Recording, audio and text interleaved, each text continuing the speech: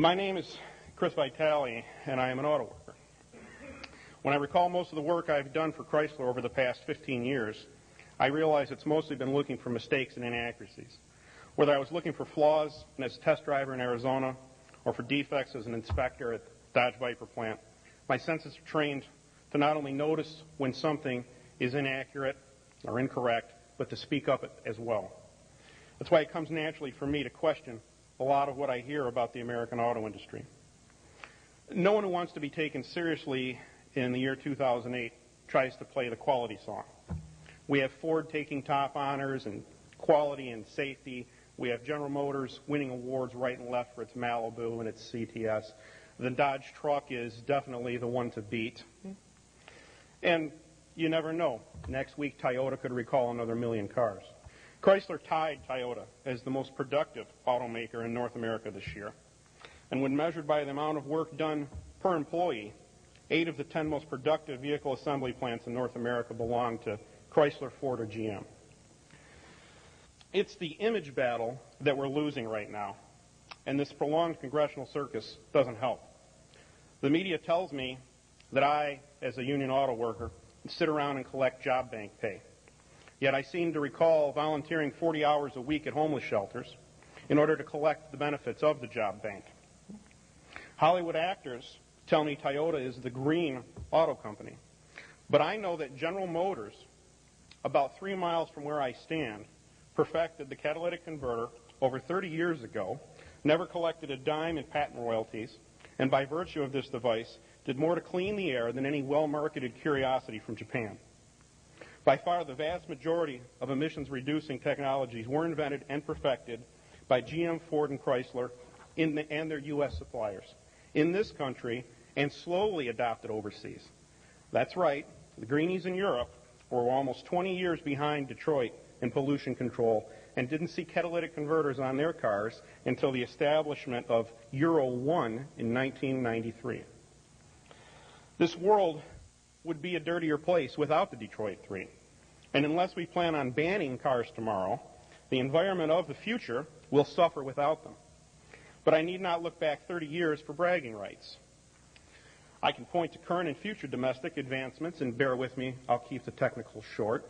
Cylinder deactivation, inductive charging of electric cars, two-mode hybrids, all technologies pioneered within probably 10 miles of where we stand. Does any nation without an auto industry call the shots in terms of regulation? And by auto industry, I mean planning, design, research, testing, and manufacturing from raw materials, not simply the assembly of components. I'm not only worried about jobs of people on the line, I want to see them put their children through college and become marketers, stylists, auditors, chemists, and metallurgists. Why do we have these perceptions of our domestic industry? Do our news sources fail to inform us of what goes on in the rest of the world? When you're told that this is Detroit's problem, are you aware that the European Auto Manufacturers Association, headed by Carlos Ghosn, who's CEO of Nissan Renault, and Toyota United Kingdom, have asked the EU for $55 billion in loans to produce the next generation of fuel-efficient vehicles? Now think about that. It's twice the sum we might spend. Carlos Ghosn is considered the savior of Nissan and Renault, headhunted by everyone from Chrysler to Kerkorian. Do I believe him, or do I believe the Alabama senator who is proud to have passed the American Dream Down Payment Act, one of the very same programs that overinflated home values and crashed the credit market?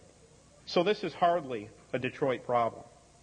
In the meantime, we put our auto industry on trial, and politicians seeking a spotlight come out of the woodwork to micromanage everything from product mix to labor contracts.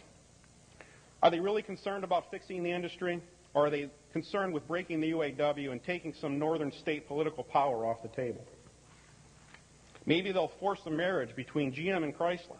The federal government, who let a German company come in, strip everything out of Chrysler except the copper pipes in the furnace. And our SEC and our FTC bought off on that too.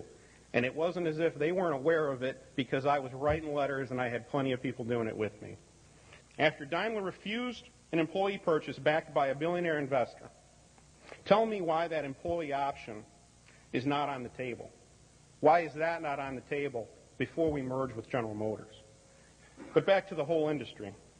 There seems to be this notion that eventually foreign government-backed surviving auto companies will move in, fill the 50% volume gap, and many of us will still be building cars. But think about it a little deeper than supply and demand 101. The transplants that have located here haven't done so because they want to pay middle-class wages, or better, as they do now. They did it to put down rumblings about quotas and tariffs. When our domestic industry is gone, why should they stay here? Either cut those southern workers to $12 an hour or move production to a lower-cost part of the world. Huge companies realize huge economies of scale by centralizing production. Why have plants scattered all over the world when you can produce from one location? And if we Americans don't like it, what are you going to do, ride a horse? We are now held hostage by this strange mix of Democrat Earth friends from the coast who flunk math and science and see humans as a plague on the earth, allied with hypocritical Republican free marketeers. How do you explain that the great-grandson of Henry Ford pleaded with President Bush to develop an energy policy that favors oil conservation in 2005? At least as far back as Lee Iacocca, every U.S. auto industry leader has favored fuel taxation to create a demand for high-content, high-tech, fuel-efficient cars. So much for the idea of what's good for the United States is good for General Motors. Why don't we start replacing that with what's good for ExxonMobil is what's actually going to happen, and the hell with GM. This vicious circle of an unstable U.S. market for small cars, coupled with foreign taxes and tariffs on U.S. goods, guarantees that U.S. manufacturers will only be building profitably the kind of large vehicles that people demand when gas is cheap. Do you know that 57% of the Japanese vehicle sales in 1953 went to American cars? By 1960, that percentage had dropped to less than 1%. Were there that many dissatisfied people? Or was it the fact that the Japanese government effectively outlawed the sale of imported cars? 5 decades later, tariffs are replaced by other, more arcane methods, and the Japanese give up less than 5% of their sales to Europeans, who certainly build some fine small vehicles. In truth, Toyota workers in Georgetown, Kentucky, earn more than I do. That $73 an hour figure, thrown around by the same free marketeers who will defend Wall Street salaries, is arrived at only after you include $43 an hour in benefits. Not $43 an hour in benefits to me, but spread out over every GM, Ford, Chrysler, American Motors, and if they're still living, Studebaker retiree. I'll now recite every industrialized nation on earth where taxpayers do not directly fund pensions for the retired or health care for active and retired workers. Number 1, the United States. And how did we come to this unique situation? How about government interference in the first place? Post-World War II wage and price controls that forbade higher pay but looked the other way at benefit taxation. That is how this country connected health care and pensions to employment, a pattern that has remained for the last 60 years and now makes us dangerously uncompetitive. Our federal pension guarantee board is underfunded right now. So you can take 4% of the bank bailout and use it as a loan, or you can just ask taxpayers to make up the pension shortage 6 months from now during the Depression. Our arrogance is thinking that you can play poker with a stacked deck and win against the House.